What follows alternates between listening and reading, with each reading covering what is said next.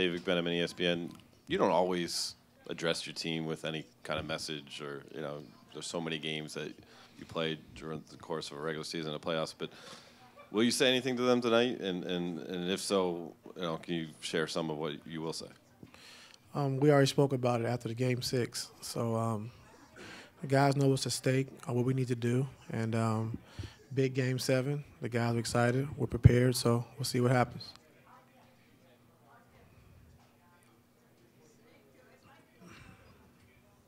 Left side. Hi, Ty. Do you draw on any of your past big game experiences going into tonight? Well, our team is different, but, same thing, just got to execute. We know the blueprint of what we want to do offensively and defensively.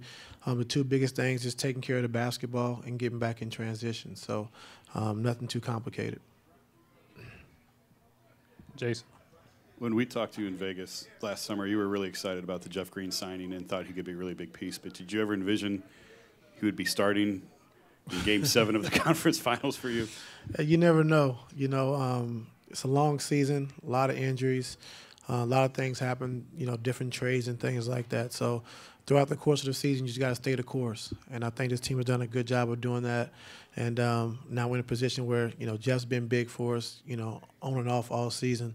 So now Eastern Conference Finals Game 7, he'll be starting. So he's excited for the opportunity, as well as everyone else is. So let's do it. Front row, Joe. In a Game 7, I don't think you'd use the word limitations, but how is JR's ankle? Is it something that you have to watch? Is it sore, anything like that? He was hobbling at the end of Game 6. Yeah, I haven't heard anything about it, so I assume he's great.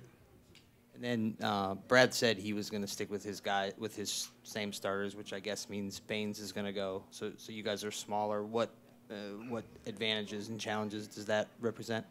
Well, the challenge is, I think keeping Baines off the glass. I think he's great at going to the glass, going to the boards, and he's a physical presence. So, if you try to switch and things like that with him on the floor, it's tough. So that's about it. Middle left, Ken. Ken Berger from Bleacher Report. Ty, I know Doc Rivers was a mentor of yours, and he wouldn't say this before a big game like this, but afterward he would say, he knew in the first few minutes what kind of night it was going to be based on, what kind of energy his team had, what kind of force was there early. What kind of things do you look for, early in a game like this to kind of know what the temperature of your team's going to be? I think our pace, I think our attack mode, being in attack mode, for 48 minutes, and if we're taking care of the basketball and getting quality shots. So that's the biggest thing and the biggest key for me. Jason. Do you enter tonight expecting LeBron to play all 48 minutes? Say it again? Do you enter expecting LeBron to play all 48 minutes? Is that the ideal for you in this situation? Not all 48, no. About what we saw before with the last minute of the third quarter? See if we can get him out at the end of quarters if we can, so we can get that last little minute and a 3-minute timeout and kind of see how it goes. But it all depends on how the flow of the game is going, but not 48. But if I have to, I will. Front row, Rachel.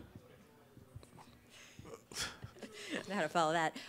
What's the difference when George Hill is aggressive at the start of the game versus when he's not? We're a different team. I think when he's playing with pace and being aggressive, attacking the basket.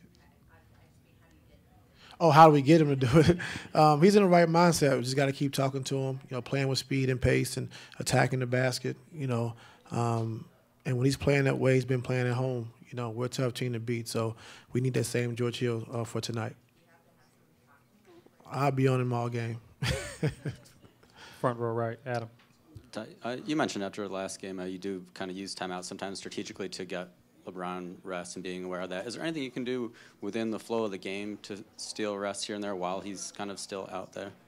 Yeah, just, the last minute or so of each quarter, try to get him out, and then that way he get a minute of playing time and 3 minutes during the timeout. So we just got to gauge it and see how it goes. And if the guys we have in are playing well, he can get more rest. So we'll see. Middle right, Jackie. Ty, what's your biggest concern about this Celtics team now that you're here at this Game 7? I'm just focused on us. No concern about them. If we play the right way and play the way we're capable of playing, then we'll be fine. So we have the mindset and focus to come in and win in Game 7. The guys are prepared. We're prepared. So we'll see what happens. Candace. Ty, to go back a little bit, sorry for doing this, but Oh. February 11th, when you played here, first game after the big trade, you guys won and won handily. If you can remember just your biggest takeaway from what you saw from that new team. Well, I watched it a couple times because Kevin didn't play in that game. So I just think it was just different. The guys were excited. Didn't really know what the expectations were. Wasn't a lot of thinking because we only had 3 plays in, and they just kind of played free. So it's different now. So we'll see. Last question down front. Ty, the crowd tonight, how will your players handle it? What will you tell your players when the crowd gets going? Do you tell them to embrace the atmosphere, or do you tell them, block it out, just do your job? You know, the crowd's going to be electric tonight. We know that, but we got to do a good job just taking the crowd out. I think if we take care of the basketball, have great shot selection, and then get back in transition and take away their easy baskets, I think we'll be fine. So you guys got to do a good job, especially to start the game, and just taking care of the basketball, taking good shots.